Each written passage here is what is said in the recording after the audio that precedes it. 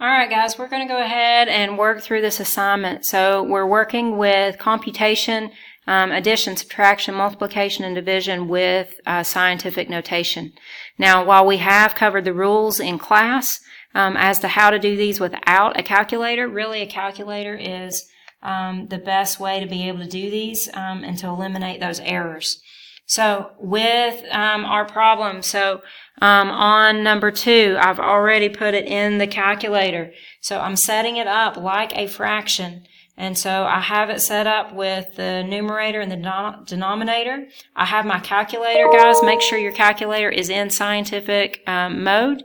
And then when I hit enter, there is my answer. And so the answer to number 2 is I have 3.85 times 10 to the third. And so that will be my answer.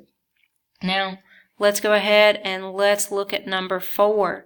Number 4, we're subtracting.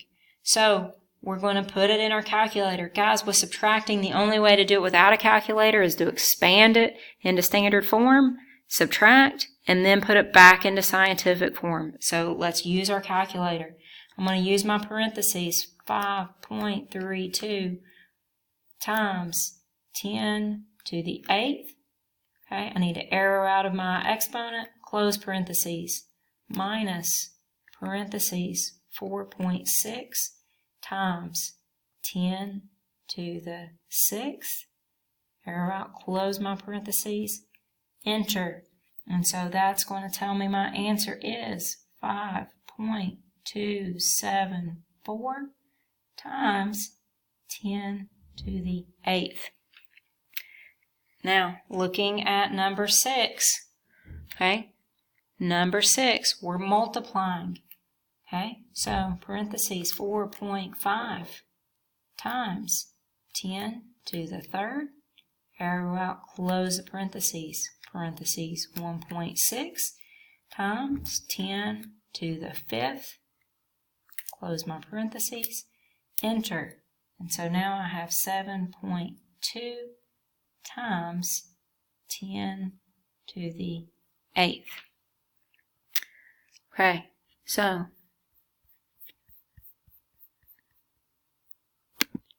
now let's go ahead and move it on down. So that gave us, we've done a division, a subtract, a multiply. Let's move on down to number 12, and that'll give us a addition problem as an example.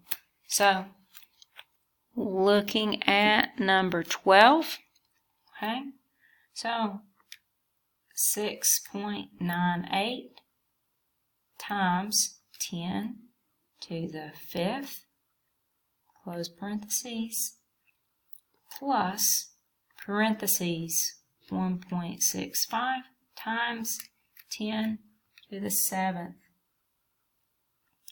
close parentheses, enter. Okay, when I get that put in, that's going to tell me my answer. Okay, and my answer here is 1.7198 times 10 to the 7th. Okay, now let's look at a couple of word problems. You do have to do the word problems down here. On number 15, the diameter of Mars, and so they give you, this is how wide Mars is, and the diameter of Earth tells you that, okay, about how much greater is Earth's diameter than the diameter of Mars. So we want to know how much bigger is Earth than Mars. So to be able to do that, we're going to take Earth and you're going to subtract Mars. Okay, so you're going to do that with your 2 scientific notations, and that will tell you how much greater Earth is than Mars. Okay, number 16, we have a factory, and we are told how many square feet it is, and then they added on an extra section. Now, that lets you know that you're taking the old and you're adding on the new. So you're going to do that with those numbers, and that will tell you your answer to let you know the new size of the building. Okay, let's look on the back side. You had to do number 1, 3, 4, and 5. So let's look at some of these problems. So number 1, okay, you're told that a humpback whale weighs as much as this many pounds. And then the krill that they eat, they are tiny. They weigh that much. And so we want to know how many times greater than krill are humpback whales. So we want to know how many times greater that krill is than humpback whales. So to be able to figure that out, we need to take the whales, the size of the whales, and we're going to divide it by the size of the krill. Because when we do that, we will find out how many more times bigger the whales are, and that will give you your answer. So that will let you know how to set up number 1. Okay, let's look at number 3. Number 3, it tells us that the Statue of Liberty, it gives us how tall it is from the base, okay, so from here all the way up to the torch, okay. So that's our first measure, that distance is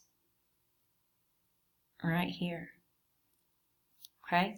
And then it tells us that the pedestal is, and so the pedestal, that's this bottom part that the Statue of Liberty is sitting on.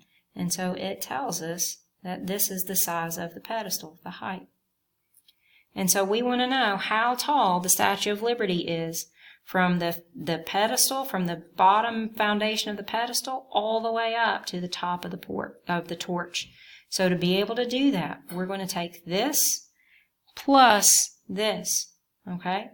And so when you set that up, you're going to add those two numbers, and that will let you know how tall the Statue of Liberty is.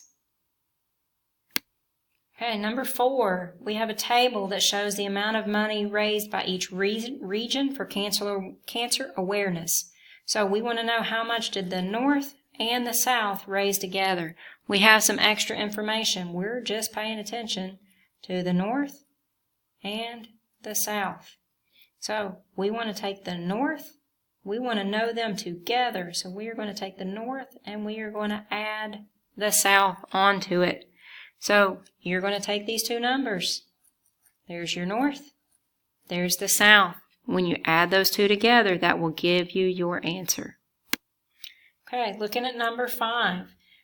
We have a turkey federation. Now, in 1973, there were only this many wild turkeys in North America. And then we're looking at now, there are this many wild turkeys in North America. And we want to know how many more turkeys are there now than there were in 1973.